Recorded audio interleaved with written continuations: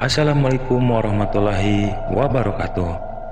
Sahabat misteri, kisah nyata misteri kali ini akan melanjutkan cerita tentang kisah Pak Rohmat yang usaha tempenya hampir bangkrut oleh sebuah ilmu hitam yang sering disebut dengan ilmu santet Banyupati.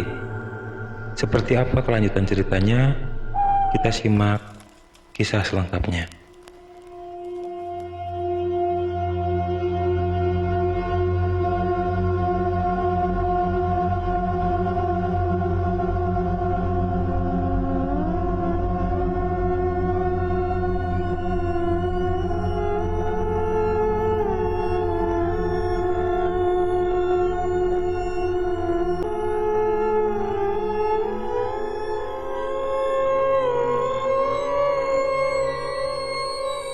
Pak Rohmat dengan jelas melihat sesuatu yang bergerak-gerak di dasar sumur.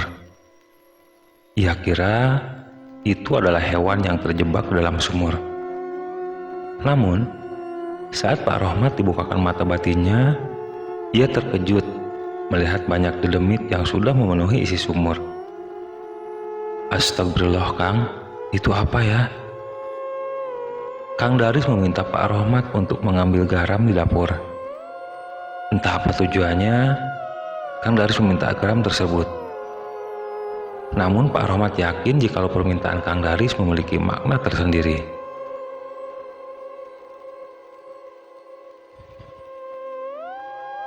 Setelah Pak Rohmat mengambilkan garam, ia lalu memberikannya kepada Kang Daris.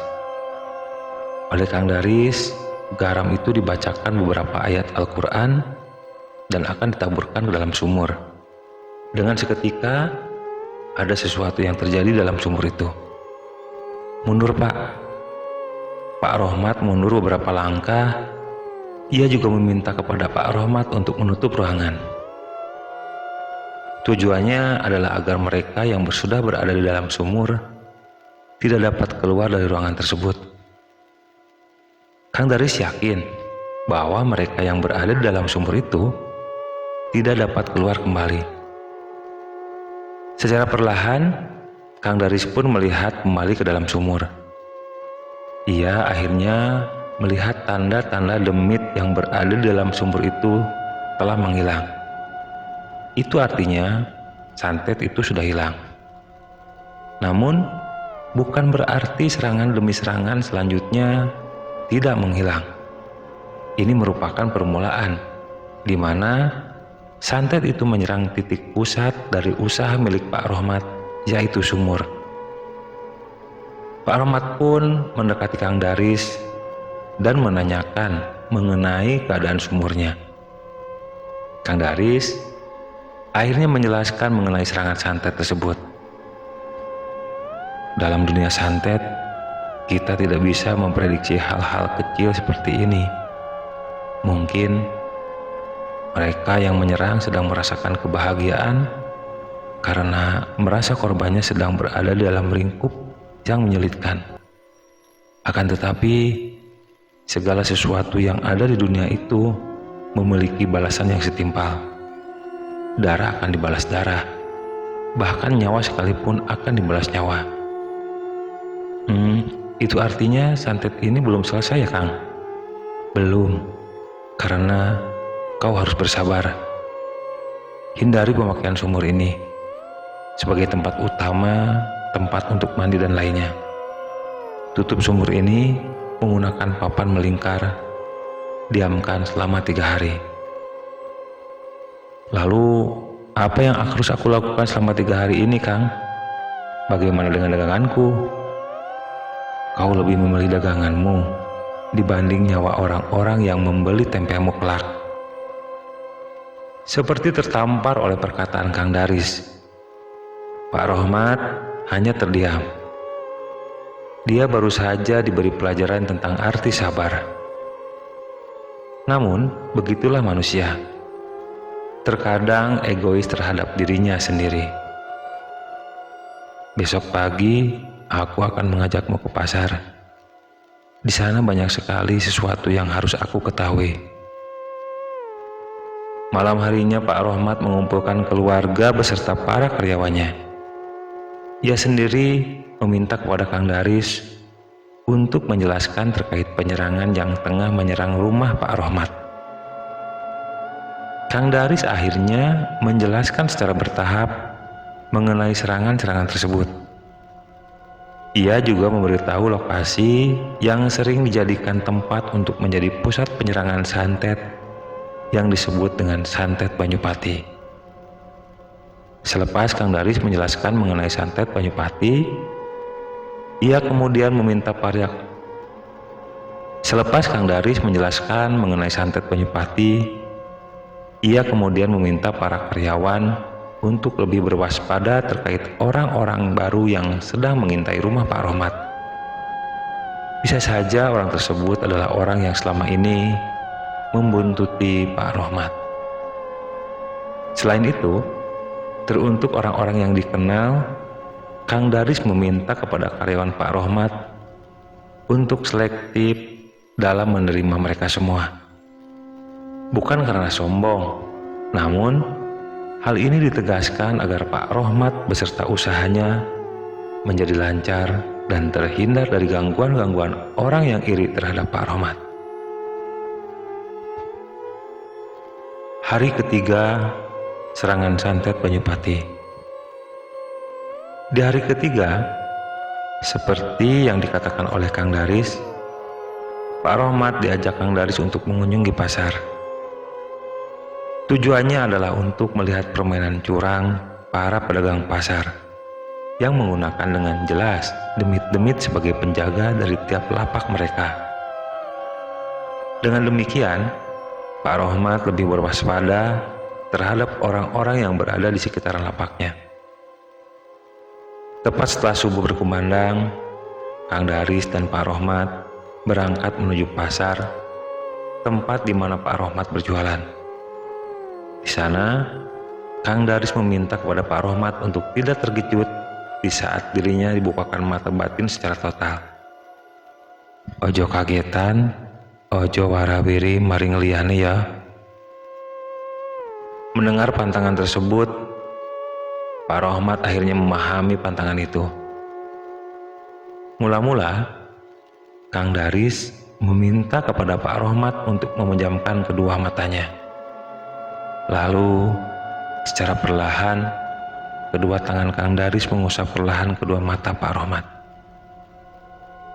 Saat yang bersamaan, Kang Daris mengucapkan hal yang sama terkait pantangan tadi. Pak Rohmat tidak boleh kaget dan juga tidak boleh untuk membocorkan rahasia ini. Sekarang lihatlah sekelilingmu, Mat. Saat Pak Rohmat membukakan matanya, ia terkejut melihat banyak sekali demit yang menempati tiap lapak di pasar tempat ia berjualan. Dimulai dari demit yang sedang meludahi daging ayam, menjelati sayuran, dan masih banyak lagi. Namun ia makin terkejut ketika melihat tempat Pak Sumeh. Ya, dia berjualan tempe sama halnya dengan Pak Rohmat. Pak Rohmat secara jelas melihat satu sosok wanita serba hitam sedang mengeluarkan cairan dari rambutnya. Wanita itu mirip seperti apa yang dilihatnya 2 hari yang lalu. Pak, itu Pak. Ojo kagetan, tenang saja Mat. Oleh Kang Daris, Pak Rohmat dibawa keliling menuju setiap sudut pasar. Tak lupa, Kang Daris selalu mengingatkan kepada Pak Rohmat untuk tidak menunjukkan dirinya jika sedang melihat sesuatu yang tidak bisa dilihat oleh sosok-sosok tak kasat mata yang berada di sekitaran. Kurang lebih ada 1 atau 2 sosok yang digunakan oleh masing-masing lapak yang berada di pasar. Namun bukan berarti Kang Daris tidak diam atau hanya melihat sosok-sosok yang berada di sekitaran tersebut. Ia kemudian mencari celah untuk menyadarkan para pembeli yang hendak membeli di tempat yang memiliki sosok penjaga. Diam-diam, Kang Daris menepuk satu persatu punggung para pembeli yang hendak membeli di lapak yang terdapat sosok tersebut. Ia juga tak lupa untuk menaburkan garam di lapak itu. Dengan seketika, para pembeli sadar bahwa dirinya sedang dikelabui oleh sesuatu, hingga dirinya membeli sesuatu yang dianggapnya tidak penting. Atas perlakuan yang dilakukan Kang Daris, ternyata satu persatu sosok tersebut berkeliaran. Ternyata satu persatu sosok tersebut berlarian dan kembali ke pusatnya. Pusat yang dimaksud ini adalah sebuah sumber di mana para sosok itu diberikan kepada satu persatu pembeli. Ia biasanya berada di sebuah lapak yang letaknya jauh dari pembeli dan memang tidak diperuntukkan untuk menjual barang atau makanan. Dalam sebuah pasar hal ini sudah terbiasa terjadi. Ada satu energi yang memiliki peranan besar untuk menarik simpati para pembeli, walaupun sebenarnya pembeli tersebut memang tidak ingin membeli. Intinya para pembeli akan dikelabui oleh aura yang tidak bisa dicekal oleh dirinya sendiri. Sewaktu memasuki pasar, mereka yang memiliki arogansi yang besar, hati yang lemah, pikiran yang gampang terguncangkan, atau ketetapan yang gampang berubah-ubah, maka mereka semua dapat ditarik ke tempat-tempat yang memiliki getaran energi penarik yang disebut dengan penglarisan itu sendiri. Kang Daris dan Pak Rohmat kembali untuk mencari celah dan letak sumber di mana energi itu berkumpul menjadi satu. Ia kemudian menemukan sebuah lapak kosong yang ditinggali oleh seorang ibu-ibu tua renta yang sedari tadi hanya duduk di depan sambil menunggu para pedagang yang ingin menggunakan jasanya. Saat yang bersamaan, Kang Daris berpura-pura untuk menjadi pedagang agar dirinya tahu betul mengenai sistem transaksi yang dilakukan penjual penglaris itu sendiri. Sampai kapan ibu mau menyesatkan para manusia? Pertanyaan Kang Daris ini membuat ibu tua itu terkaget-kaget. Bagaimana bisa ia tahu letak pusat dari segala energi penglaris ada pada dirinya? Sebenarnya untuk penglarisan sendiri ada dua macam. Ada yang didapatkan karena memang sudah dibawa oleh pedagang itu sendiri. Ada juga pedagang yang mencari penglaris di bagian pasar. Biasanya mereka yang mencari penglaris di sekitaran pasar harus taat aturan terhadap apa-apa pantangan yang telah ditetapkan. Saat yang bersamaan, ibu-ibu itu menjadi tersipu malu.